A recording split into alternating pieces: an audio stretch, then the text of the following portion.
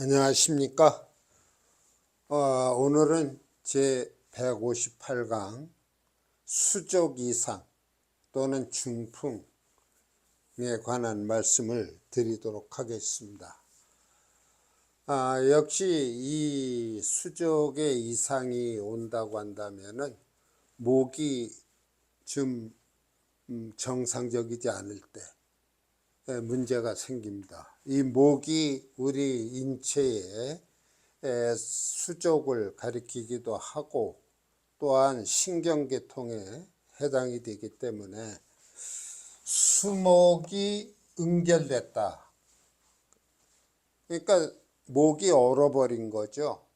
차가운 수에 의해서 목이 응결됐다. 그러니까 자유자재로 움직일 수가 없는 것이고, 또 사주가 금수가 냉한해도 이것이 결국은 목을 갖다가 목에 대한 장애를 주게 되는 것입니다. 그래서 금수목 이것이 정상적이진 않을 때 우리가 수족에 이상이 온다 또는 중풍에 고생하게 된다, 그렇게 봐야겠는데요. 우선 수목이 응결되면 수생목을 하지 않습니까? 그러면 목이라고 하는 신경이 굳어져요. 굳어져서 수족을 잘 자유자재로 쓸 수 없게끔 되는 것이죠. 또 금수가 냉한하면은 아주 차가워서 동결 얼어버린단 말이죠. 그러니까 우리 인체 어느 부분 또 전신이 그러한 상황에 처할 수도 있고 일부분에 그러한 상황이 올 수도 있기 때문에 수족 이상자가 되는 것입니다. 여기 두 명조가 있어요. 여기 임수일주입니다. 그 임수인데 수목이 서로 뒤섞여 있어요. 수목이죠. 수가 되어 있고 목이 되어 있고 수가 되어 있습니다. 이럴 때 이 을목은 이 냉한 수에 의해서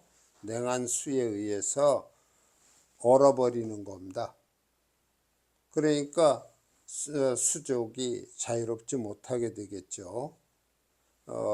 또한 여기의 경우는 금수로서 냉한해져 있어요. 여기는 이제 이러한 수의 세력과 금의 세력이 이렇게 얹혀 있습니다. 여기 축은 이건 금의 고가 되지 않습니까? 그렇기 때문에 금수 냉한한 자가 돼서 결국 이러한 명조들의 경우는 수족에 이상이 온다든지 중풍이 온다든지 하는 일을 겪게 될 수 있습니다. 그 다음에 두 번째로 일주가 신약해요. 우리가 이 질병을 공부하면서 보면은 일주가 신약하든지 또는 지나치게 퇴황하든지 그런 상황에서 질병적 요인이 많이 나타납니다. 일단 일주가 신약하며 한 가운데 하나는 금목이 상전, 서로 싸워요. 금의 세력과 목의 세력이. 금은 목을 극하지 않습니까? 결과적으로는 목이 다치게 돼 있어요. 금극목이 되면. 그 다음에 역마지살이 충이나 형에 또한 걸려 있는 것을 말합니다. 역마지살이라고 하면 인신사해죠. 인신사해를 우리는 흔히 역마살 그렇게 얘기하지 않습니까? 근데 그 역마살이 충을 하고 있는 상대방이 지살이 되는 거예요. 그 역마지살이 충형이 되는 경우 역시 어떤 교통사고라든가 도로 횡익을 당해서 불구의 몸이 든다든지 또는 신경계통을 건드려서 수족 이상이나 중풍 같은 것이 온다든지 하는 그런 문제가 생길 수 있어요. 여기 사주를 보시면 간목일주입니다.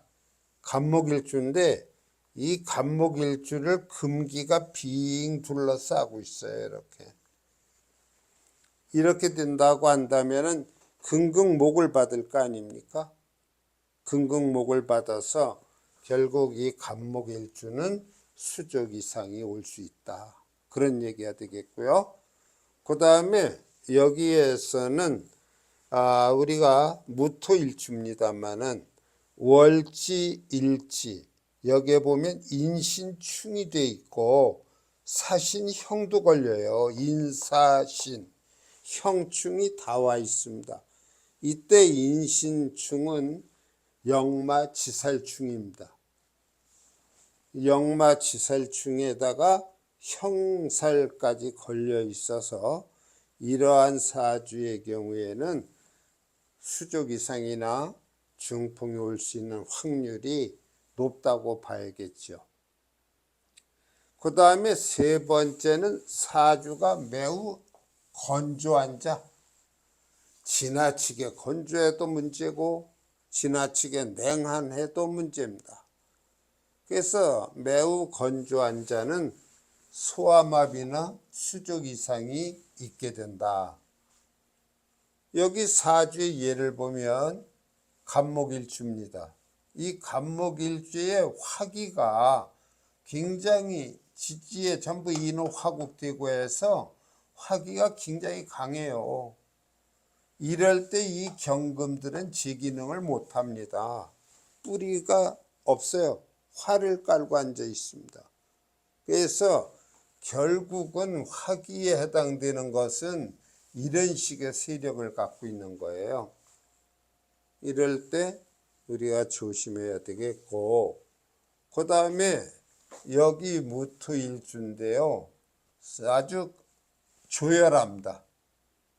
화토 중탁이 돼 있어요. 사주 전체가. 화하고 토밖에 없어요. 이러한 경우에도 건조한 자가 돼서 이런 소아마비나 수족 이상이 올 수 있다. 그 다음에 네 번째로 보면 제살태왕자 또는 양인태왕자 그랬어요. 제살태왕자, 양인태왕자. 그러면은 어떠한 일주가 재와 살이 태왕하면 당연히 매우 약할 수밖에 없어요. 재를 극하느라고 힘 빼죠.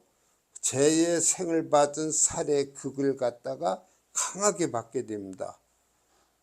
또 양인태왕자, 양인태왕자 우리가 양인격에서 전에 배웠습니다마는 이 양인은 평관이 있어서 합으로 묶여야 됩니다.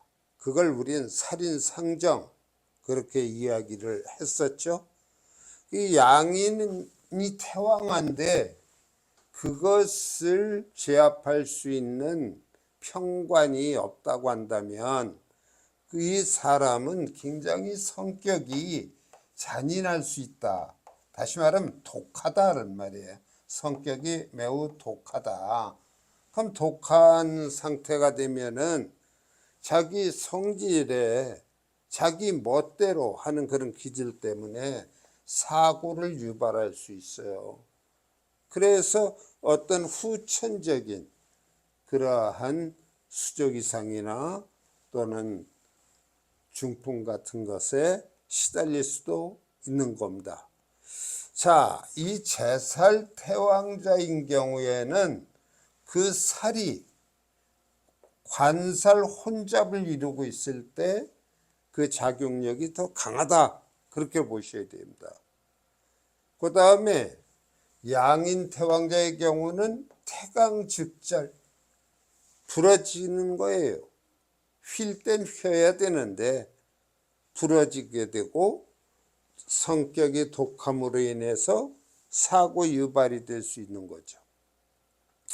대개 이러한 제살 태왕자나 양인 태왕자가 인생 전반에 별일이 없었다고 하더라도 이 40대 이후가 되면 반신불수가 되던가 어떤 이런 중풍에 시달리게 되던가 하는 경우를 우리는 많이 볼 수가 있습니다. 여기 이러한 사주의 예가 있어요. 여기 병화일주인데요. 병화일주가 이렇게 쭉 있습니다만 여기서 병화 하나는 병신합이 돼서 수로 가겠죠. 그 다음에 여기도 신진 하는 식으로 해서 가합이 돼서 수기를 형성합니다. 그러면은 여기 신유라고 하는 금과 이러한 수가 되는 이런 금수가 태왕한 그런 상태가 돼서 이 병화 입장에서는 제살이 태왕한 자가 되는 것입니다. 그 다음에 이 사주는 간목일주죠. 간목일주인데 월지에다가 이렇게 양인을 놨어요. 근데 양인이 여기만 있는 게 아니에요. 여기도 있습니다. 양인이 이쪽에도 있고 또 여기도 있습니다. 거기다가 자묘형이 걸려 있어요. 그러니까 얼마나 성정이 잔인할 수도 있고 독할 수도 있는 것이죠. 이러한 경우에 제 성질을 이기지 못하고 마음대로 하다가 사고를 당할 수 있는 겁니다. 이 5번째는 신살에 의한 것인데요. 극각살이나 단교관살을 놓은 자는 수족 이상이나 어떤 중풍 같은 것이 올 수 있다 하는데 이때의 판단은 요 신살만으로 판단해서는 안 됩니다.